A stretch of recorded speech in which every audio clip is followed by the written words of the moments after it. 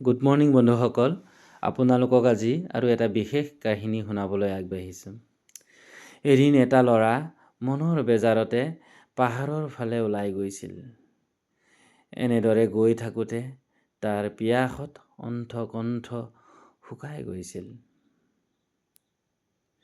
তেনেতে কুলু কুলু কৰি বৈ থকা নিজৰা এটিৰ শব্দ শুনা পালে। ল'ৰাটোৱে বেগাই যাবলৈ ধৰিলে।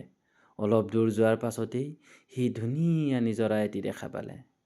নিজৰাৰ পানীখিনি ইমানেই পৰিষ্কাৰ আছিল যে স্ফটিকৰ দৰে জিলকি আছিল।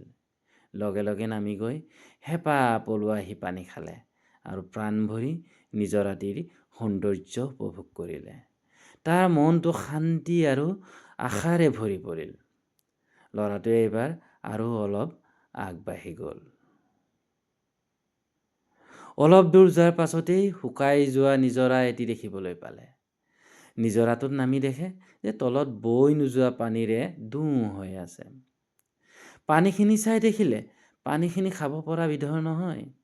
তাত মহে ডাঁহে পোক পতংগই কণী পাৰি লেতেৰা কৰি থৈছে। ইফালে তাৰ যথেষ্ট পিয়াহো লাগিছিল।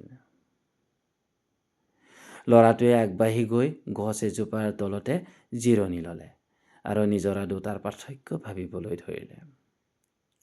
প্ৰথমটো নিজৰাৰ পানী খুব চাফা আৰু বৈ থকা আছিল। ঠাইখনো বৰ সুন্দৰ আৰু শান্তিময়। নিজৰাৰ কুলু কুলু শব্দই এক অনাবিল পৰিৱেশ বিৰাজ কৰি তুলিছিল। নিজৰাৰ পানী চাফা হোৱাৰ কাৰণটোৱেই হ'ল ই নিৰবিচ্ছিন্নভাৱে বৈ থাকে। যেতিয়াই নিজৰাৰ পানীৰ প্ৰৱাহ বন্ধ হৈ পৰে, তেতিয়াই নিজৰাৰ পানীত মহ ডাঁহ পোক পতংগই বাহ লোৱাৰ লগতে পানী লেতেৰাও কৰে। তাৰ উদাহৰণ হ'ল দ্বিতীয়তে পোৱা নিজৰাটি। নিজৰাৰ পানীৰ দৰেই আমাৰ জীৱন। আমি আমাৰ জীৱনৰ প্ৰৱাহ ৰখাটো খুব দৰকাৰ।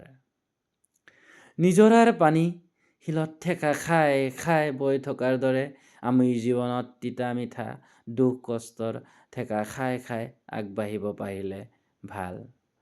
মাৰ্টিন লুথাৰ কিঙে কোৱাৰ দৰে, যদি তুমি উৰিব নোৱাৰা দৌৰা, যদি দৌৰিব নোৱাৰা খোজ কঢ়া, যদি খোজ কাঢ়িব নোৱাৰা বগাই যোৱা, কিন্তু তুমি যিয়েই নকৰা কিয় আগবাঢ়ি যাব লাগিব। আমিও জীৱনটো স্থবিৰ কৰিব নালাগে।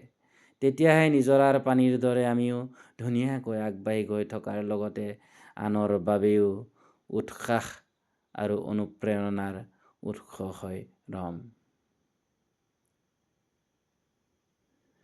আমাৰ গতি বা প্ৰৱাহ যেতিয়াই বন্ধ হ'ব, তেতিয়াই বন্ধ নিজৰাৰ পানীৰ দৰে আমাৰ জীৱনটো ঋণাত্মক চিন্তা, জড়তা, হীনমান্যতাৰে কলুষিত হৈ পৰে।